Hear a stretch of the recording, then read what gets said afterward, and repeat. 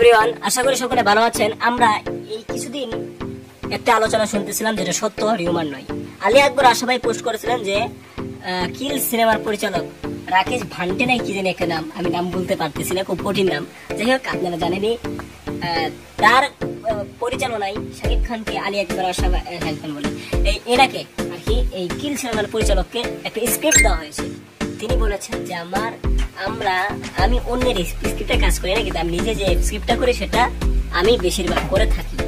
তো তিনি বলেছেন যেহেতু আপনি অন্যের স্ক্রিপ্টে কাজ করেন না, তো আপনি নিজে তো দেখেন আগে ভালো হয় কিনা। তো যখন তিনি শাকিব খানের নাম শুনেছেন তখন এক বাক্যে রাজি হয়েছেন। তাহলে কি ভেবেছেন শাকিব খান কোন পর্যায়ে চলে গেছে? তাকে বলিউডের লোকেরা পর্যন্ত চেনে, তামিলের তেলেগুর বড় বড় এখন চেনে। দরদ মুভির যখন শুটিং হয়েছে তখন থেকে তাকে বড় বড় লোকেরা চেনে এবং খুব শীঘ্রই দরদ মুক্তি পাতে দাও, বরবাদ, বাংলাদেশের যে কয়েকটা মুভি আছে সেগুলো শেষ হওয়ার পরে তিনি ভারতের সাথে কাজ শুরু করবেন। হ্যাঁ, তামিল, তেলেগু, ভারত এগুলো সমস্ত মুভিতে কাজ শুরু করবেন। তো আজকের যে বিষয়টা হলো, আমাদের কাছে এই মুভি সম্পর্কে যে তথ্য এসেছে তিনি এখন বর্তমান যে চলতেছে তারা সিদ্ধান্ত নিয়েছে যে এই স্ক্রিপ্টটা পড়বেন, মানে পরিচালক সব পড়বেন, পড়ার পরে যদি এই স্ক্রিপ্টটা কাটা ছিঁড়া করতে হয় তাহলে কাটা ছিঁড়া করে নতুন কিছু আনবেন, অথবা যদি পছন্দ না হয় তিনি নিজে আরেকটি স্ক্রিপ্ট নিয়ে শাকিব খানকে নিয়ে এই মুভিটা করবে। অর্থাৎ শাকিব খানকে নিয়ে তিনি মুভি করবেন ওই, হ্যাঁ, সে বলিউডে কাজ করবে এবং এখানে দরদ কিংবা অ্যাকশন কাট এন্টারটেইনমেন্ট এখানে জড়িত নয়।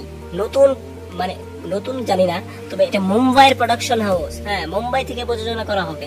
প্রযোজক রেডি, হ্যাঁ, প্রযোজক রেডি। হয় ওই স্ক্রিপ্টে কাজ হবে, নয় এই রাকেশ ভান্টে নাকি কি জানি নাম, সেই অন্য একটি স্ক্রিপ্ট লিখে তিনি এর আরেকটা গল্প লিখে শাকিব ভাইকে নিয়ে কাজ করবেন, এতটুকু জানা গেছে।